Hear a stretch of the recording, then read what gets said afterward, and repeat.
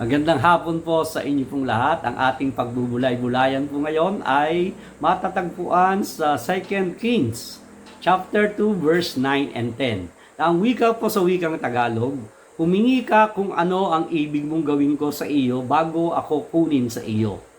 At sinabi ni Eliseo, isinasamo ko sa iyo na dumoble nawa ang espiritu sa akin. At sinabi niya, ikaw ay humingi ng isang mahirap na bagay. Isa po kasi sa mahalagang bagay sa buhay po ng pagiging Kristiyano ay yung maipasa yung mga natutunan mo sa iba. Upang kung ikaw man ay umalis, ay di meron kang ipapalit. O kaya kung ikay mawala, ay di meron kang ipapalit. At ito po yung nangyari sa senaryo kay Elijah at saka po kay Eliseo.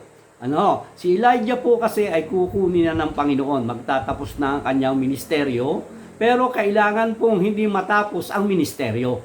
Kailangan pong may magpatuloy. Kaya sa pag-uusap pong ito ay talagang ipinakita po dito na ang pagkakaroon ng isang matapat na disciples para po itong discipleship na ang discipler po rito ay si Elijah at ang disciple ay walang iba kundi si Elisa. At kung titingnan po natin mabuti ang kwento pong ito, hindi lamang po ito tungkol sa dalawang propeta.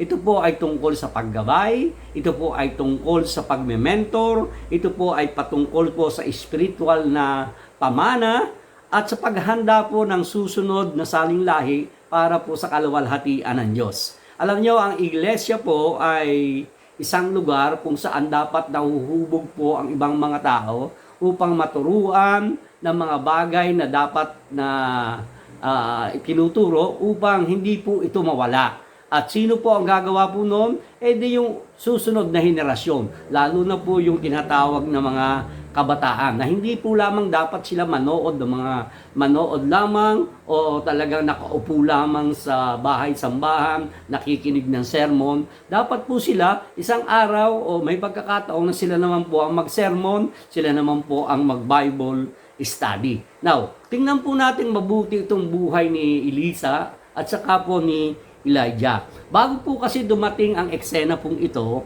ay matapat pong sumusunod si Elisa kay Elijah. At ayun po ang number 1 na dapat nating tinitingnan.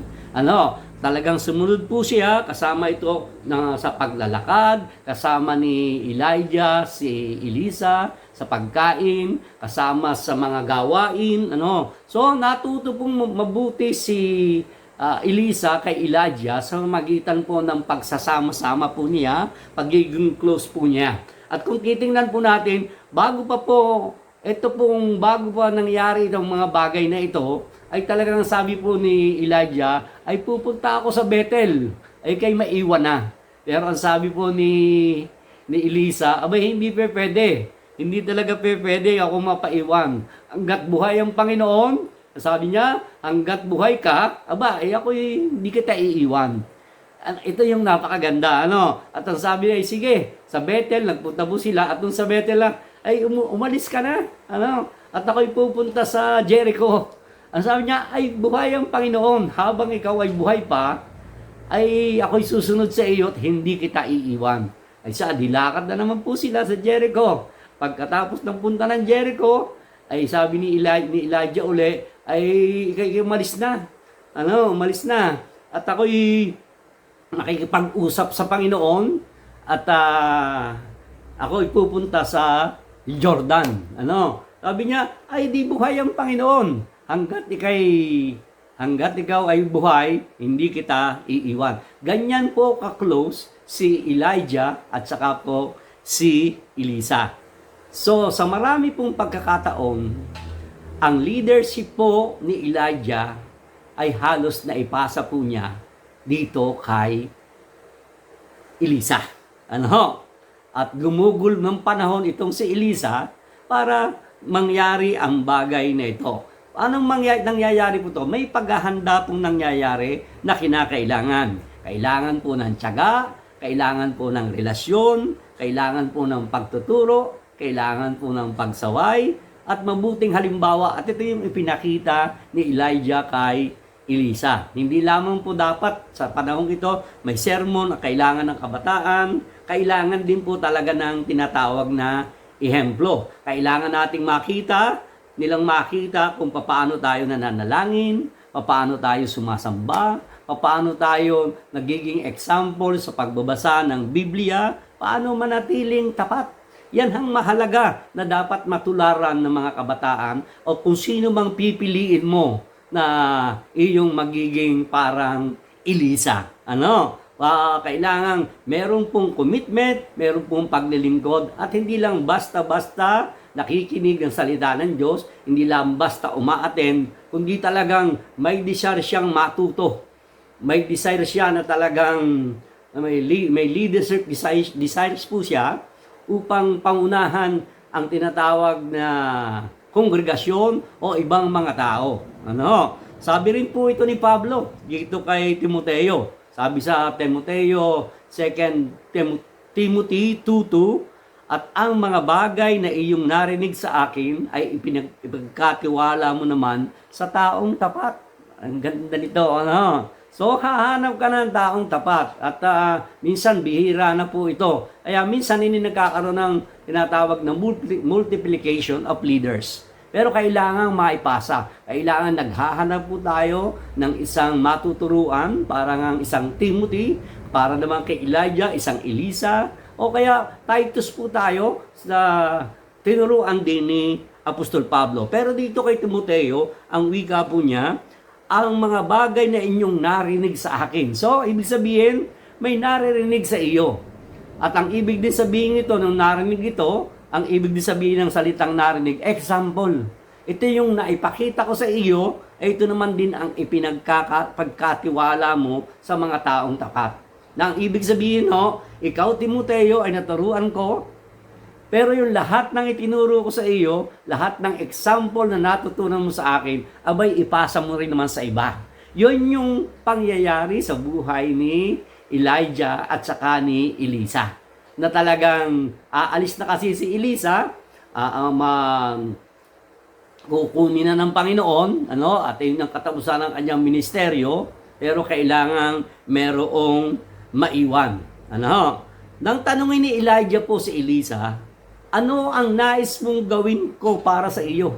Kasi nga, ang kulit niya, sama siya ng sama. At yun ang tunay na isang katangian ng isang mga tinuturuan, ng isang disciples.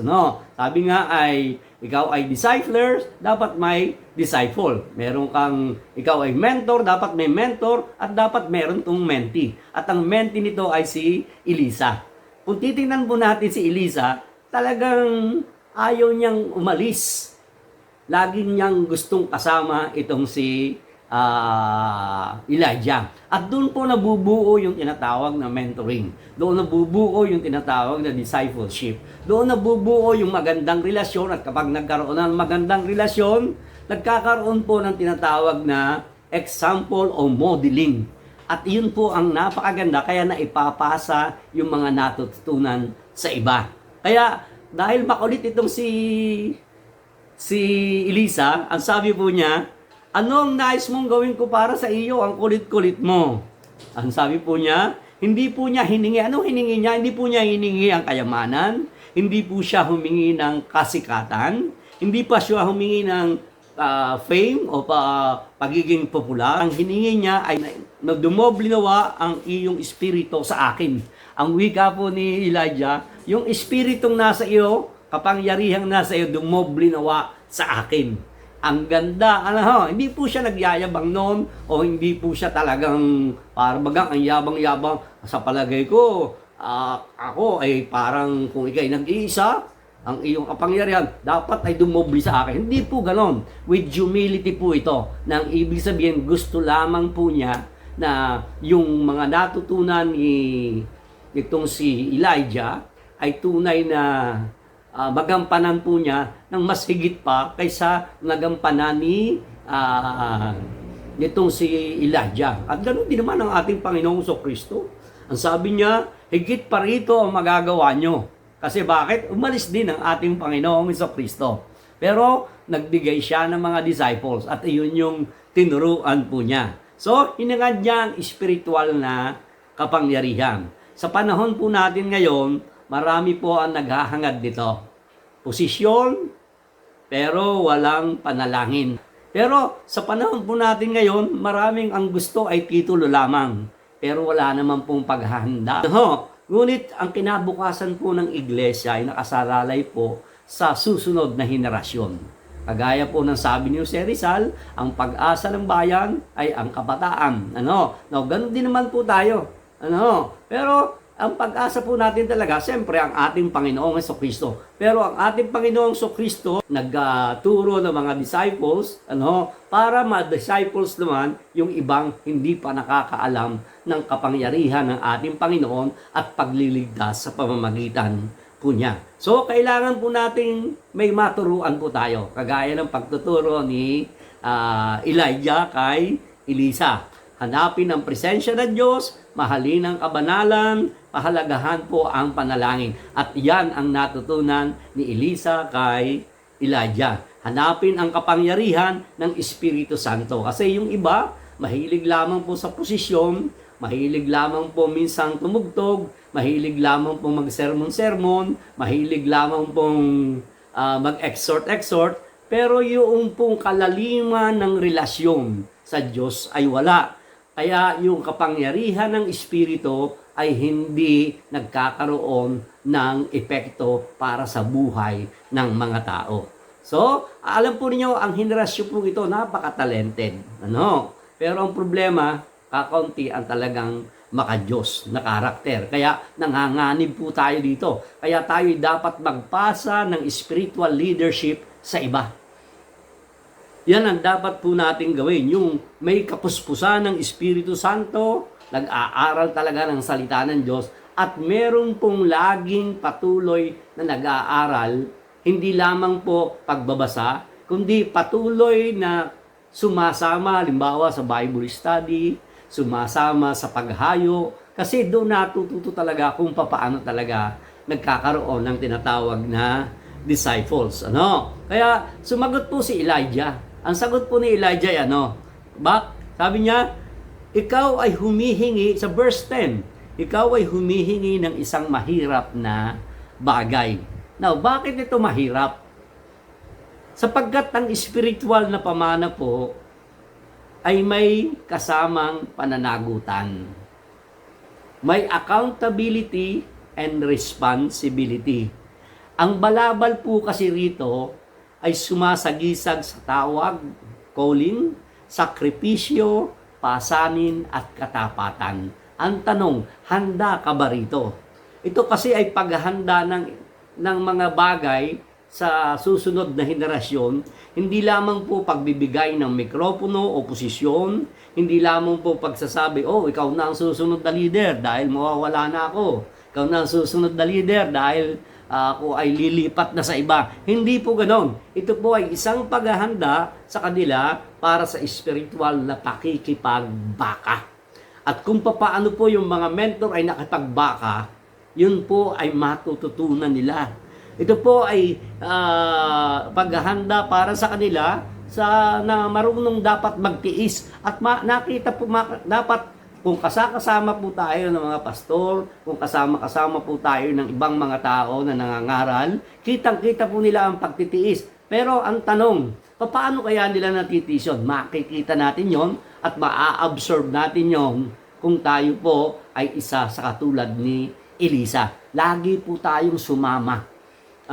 Lagi po tayong tingnan yung kalang ginagawa at pamumuhay bilang Kristiyano. Ang pagpapasa po kasi ng balabal ay hindi tungkol sa pagpapalit lamang ng isang henerasyon. Ang pagpapasa po kasi ng balabal ay hindi lamang po pagpapasa ng isang liderato. Na magbibigay isang liderato, kailangan po ng tinatawag na spiritual authority. At kung hindi ka nagkaroon ng spiritual authority, ang susunod na henerasyon ay tunay na magiging mababaw sa tinatawag na authority. Mahalaga po kasi yung authority pong yun kasi ito po yung nagpapatibay sa tinatawag na tagapagturo, ito po yung nagpapatibay sa tinatawag na mentor, ito po ay nagpapatibay sa tinatawag na disciples. Kaya napakahalaga po nun. Ganun din naman ay kailangan din po natin yung mga katulad ni Eliseo na handa pong sumama doon sa mga tagapanguna upang matutunan ang kanilang example, matutunan ang kanilang pong ginagawa, matutunan ang kanilang pagmiministeryo. Yun po ang susi ng lahat-lahat. Naalala ko tuloy nung ako'y kabataan pa, lagi akong kasama ng mga tagapangaral. Tuwan-tuwa ako. At as tagapangaral na lagi ko kasama noon ay si Kuya Joe Orellasa. Nakakasama po ako noon. Talaga, marami po aking kabataan na tinuturuan. Kaya dito nakikita natin na ipasa yung balabal. Symbolic ng parang mga karunungan na natutunan niya dito kay Elijah. Sa pamamagitan po ito ng close relationship, napakahalaga po nyo, pamamagitan ng mabubuting halimbawa, sa pamamagitan ng prayer, sakripisyo, at spiritual na pagkauhaw sa Diyos. Kaya sa ating pong panalanginan, lagi po nating ipanalangin nawa na magbangon ang Diyos ng mga mentor tulad ni Elijah. Magbangon nawa lagi ang Diyos ng mga alagad tulad ni Elisa. Nahalaga po sa church niyan na nawa ay magkaroon ng mga Elisa sa church at magkaroon yung mga namumuno naman ay maging Elijah sa church. Nawa hindi lamang po relihiyon ang mamana ng susunod na henerasyon, kundi tunay na apoy, tunay na paninindigan at kapangyarihan ng Santong Espiritu. Naway makita natin ito sa ating pong iglesia, kahit mabalitaan natin ito, kahit tayo lumipat na ng ating pong mga destino, o tayo man po ay mawala. Kaya dito masasabi po natin na Panginoon, salamat at nagpatuloy ang balabal. Purihin po ang Panginoon, pagpalain po tayong lahat ng Diyos.